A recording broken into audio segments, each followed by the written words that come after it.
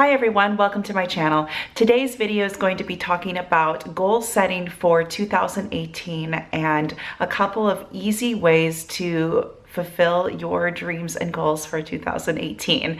And we're also going to cover a little bit about some of the planners that I'm going to be using in this new year, and hopefully you can find them useful as well.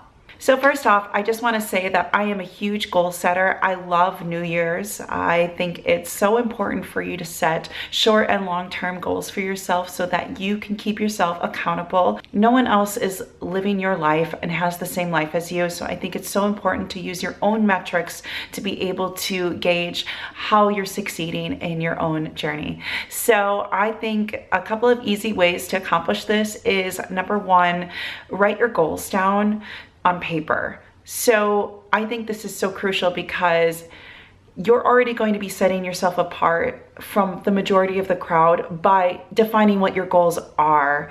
And by writing it down on paper, there's something psychologically that happens that you will be able to retain that information more so than if you were just thinking about it. You need to put it out there in the universe that you want to achieve something. And by writing it down, you are putting it into physical form, saying that, yes, I want to do this, whatever it is. I know a lot of us have the intentions every January 1st to set a lot of different goals, and I'm also guilty of that. But what I think helps is setting manageable goals for yourself. So that would be my tip number two, is setting some manageable short-term goals. So if your goal is to lose weight, you want to lose, I don't know, let's say you want to lose 10 pounds. By saying you want to lose 10 pounds is much better than saying, well, I just want to lose weight. If you want to take it a next step further, you could say, well, how am I going to lose those 10 pounds? Well, you could increase your water intake, you could exercise more, you can eat right, and then you could break that down even further and say, well, how am I going to eat right? Well, I'm going to cook home-cooked meals 5 times a week. So you can even get further than that. Like, okay, I'm only going to use organic product. Like, I'm just making stuff up here, but you get the idea. If you wanted to exercise more, you could say, I'm going to do 5 sessions of jogging, 3 sessions of strength training a week. And then you could track that. So you could either write that down and then check it off. I'm a big proponent of checking things off my list of things to do. So you can check that thing off, and then you'll feel that much more fulfilled. And you can keep a weekly and a monthly calendar for yourself to be like checking in and say, okay, am I on track with this? Versus just, like with a lot of people, they just, forget about their New Year's resolutions by January 15th because they didn't do step 1 and 2. So, and then my third tip would be to make a vision board.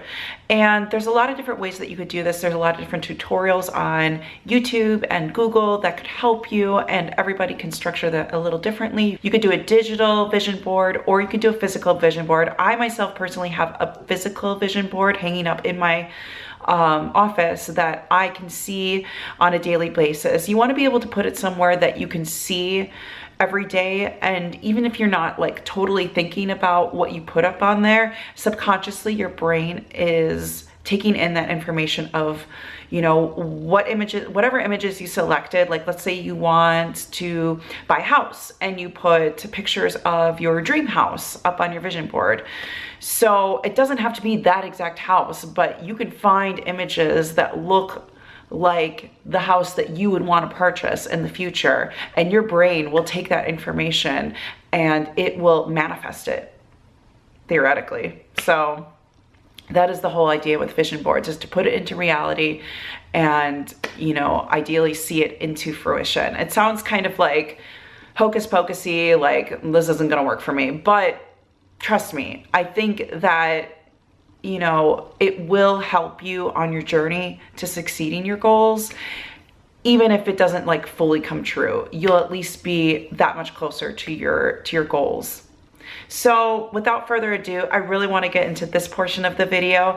I'm going to be reviewing my Ink Plus Volt planner for 2018. It has an unassuming cover to it. It's just a basic black book, but inside it's got a lot of great content. And I just started using a planner in 2017 to actually write my to-do lists down, my goals, my vision for my future. I just started doing that and I found it really helpful. And I've gone through a couple different planners to find one that's going to best suit me. And I think this one will be it. So let me just kind of walk you through a couple of the pages. So first off, I'm sorry guys, I'm sick. So I'm sorry if I sound a little croaky at this point. I've been talking a lot today. So on this inner cover, I'm not sure if you can see that.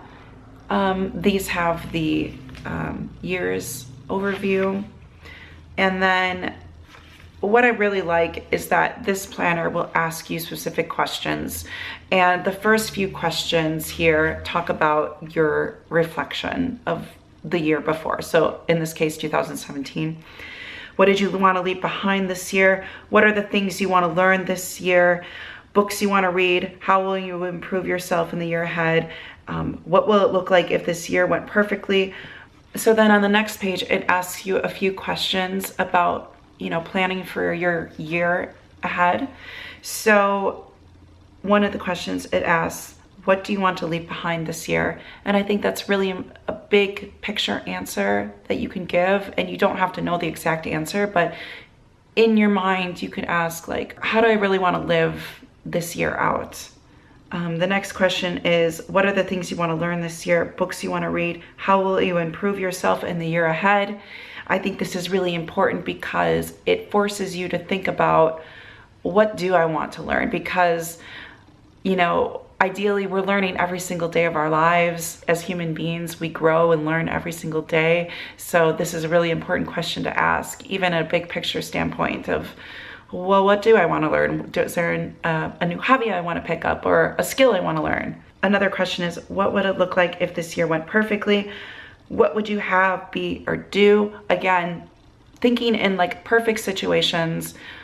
What do I want to do this year? And how do I want to do that? And what does that look like to me? And that's going to be different for every one of you. This one, I think on this page right here, this is really important. Your 2008 theme. And it tells you my theme, ... And you kind of answer that any way you want. Picking on a few words or a phrase or a motto you want to live by. I think that's really important to have. And then it gives you a section to list out your goals for the year. And this is something that I would probably struggle with. Like, I'm going to be filling this out tonight, actually. But, you know, I have to really think about like, okay, well, now that I've defined what this year would look like perfectly, how my theme or what my theme is, now I have to actually list out what those goals are.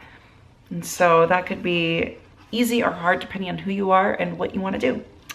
The next page, I probably won't use that much. I'm not big into monthly spreads, but some of you are, and I'll still use it to like jot things down. But I use, in this case, I will use my phone a lot of times, just to get a bigger picture and more on the go, you know, situation of like, okay, what do I have in 2 weeks? Like, I just pull it up on my Google calendar. The next page, and this is like every single month looks like this. After the monthly spread, then you go into your monthly goals.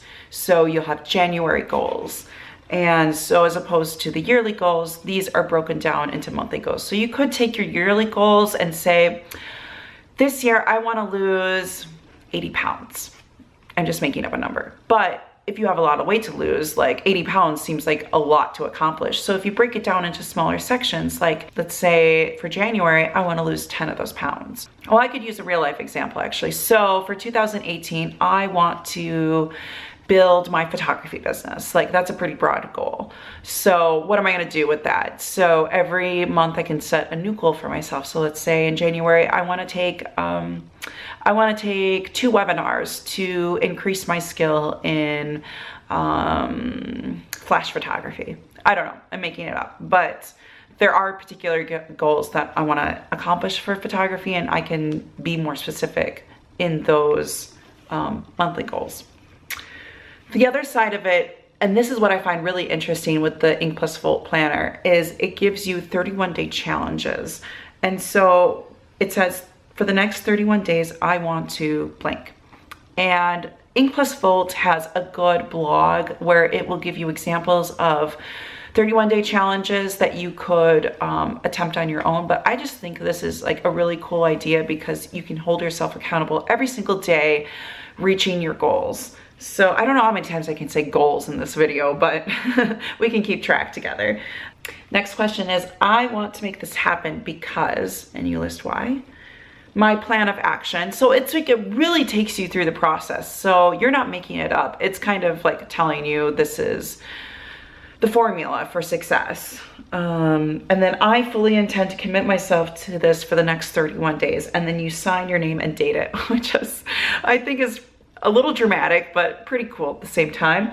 And then you could go through and cross each of those days off so you can review this. The next page then breaks it down into weekly. I just love the way this is formatted because I'm a very systematic and organized person, I think. And so this just gives it all very organized and systematically, where you break it down into yearly, monthly, weekly.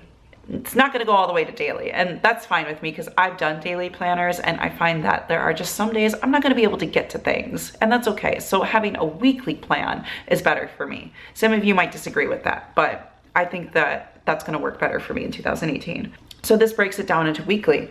And I love this because I'm not going to go through every page, but each week it will give you a new prompt, a writing prompt. And you don't have to be like a perfect writer to do this. You could just bullet point things. You don't have to write like an essay. But for instance, the first week of January's prompt is, what are some ways you can make the next 12 months incredibly awesome? And that's kind of tying back into the yearly theme. The next week is, optimism puts everything in new light. What are you excited for this year? Think of some ways in which you can start the year on a positive note. So I just think these are really great prompts to keep you accountable for yourself and keep you in a good mindset. And then it will break it down into weekly tasks. So the things that you want to get accomplished this week. And then you can reflect and celebrate on those successes. And then at the bottom, it forces you to review your yearly, monthly goals, last week's progress, and the 31-day challenge. And then you have to check them off once you do. So I think that's really valuable and important. And then for those of you that like the Erin Condren planners or the My Happy planners or My Happy Planner, is that what it's called? The 365 Create planners, all of those. This is a spread that you're probably really familiar with. It has the ability to break it down into morning, afternoon, and evening. And this is where you could go sticker happy, like I have stickers, and this is where you can get crazy creative and, you know, go nuts with it. I think it's valuable to have both options, to list things down properly and then to be able to create. And if you're creative like that, and I'm in the middle, I'm like creative and just practical. So I think this will be fun to just play around with some of the stickers I have, because I used to be really big into that, because I would love to be like really creative, like you girls out there who do the Erin Condren planners and create stickers. Like I would love to be like you, but I know I'm not you. So and then it just keeps going on, and it'll continue like that the rest of this book. So I think the Ink Plus Volt planner is going to be a really good fit for me. The next one I want to describe is something that I found on the internet. It's free. It's totally downloadable in a PDF form. It's called the 2018 Yearly Planner from the Milky Way. And it was a PDF, and I had the PDF, what is this called? Like ring bound. So spiral bound, sorry. I had it spiral bound at the UPS stores with a little laminate cover and some resume weight paper, so that it just looked a little nicer than if I were to print it out and staple it.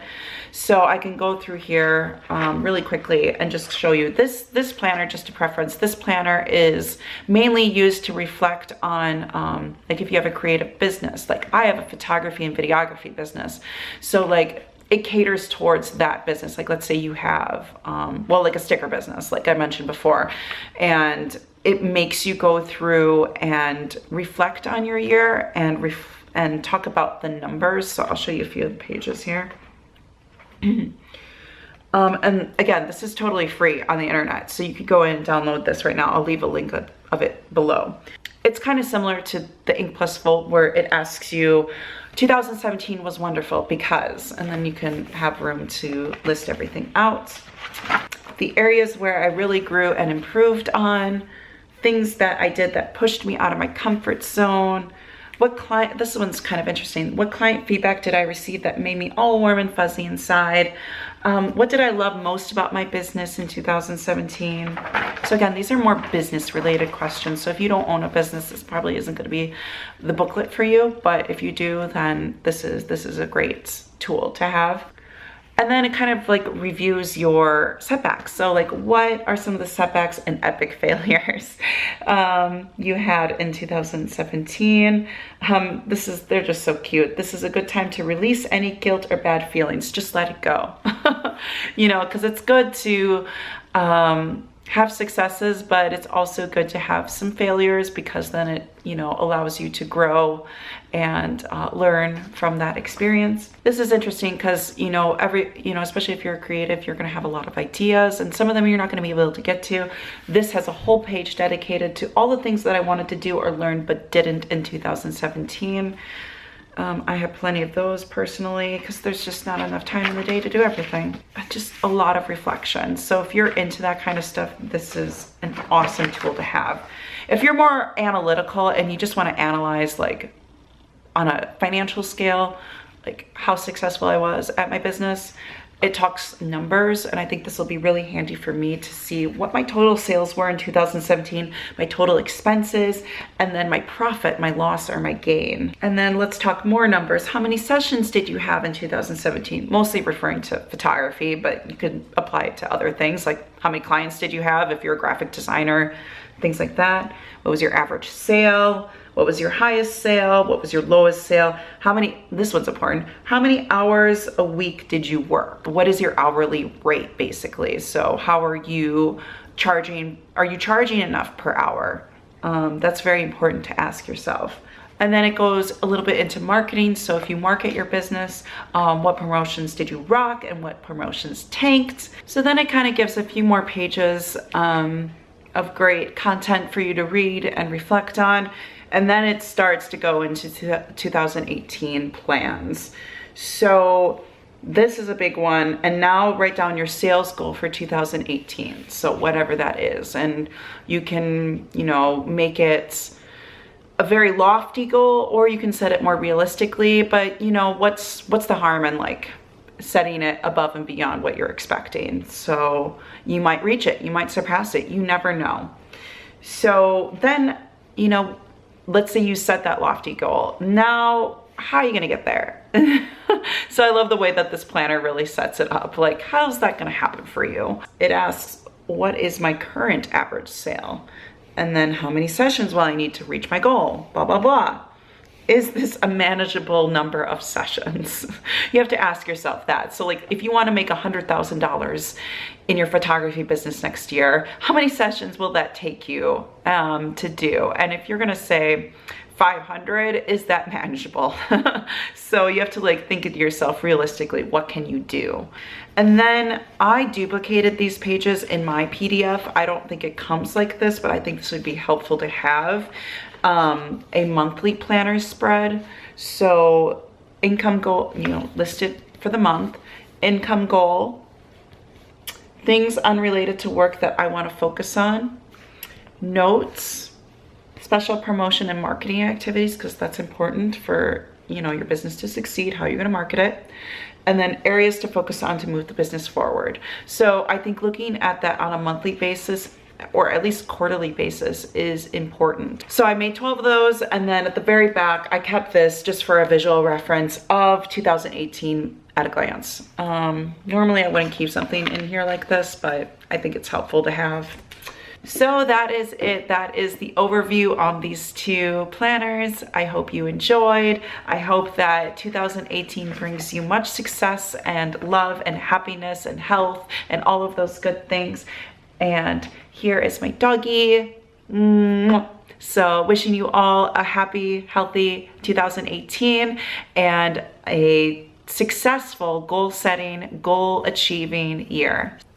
If you like this video, please give it a thumbs up, subscribe to my new channel. I just started this YouTube channel. This is my very first video. I will be doing some vlogs as well because I do enjoy those. I think they're very fun and entertaining, but I would like to throw in videos like this periodically talking about different topics. I love traveling. I love like goal setting like this. I love get to know you videos. So this channel will evolve and grow, and obviously one of my goals this year is to help make it grow. And we'll see you next time. Bye.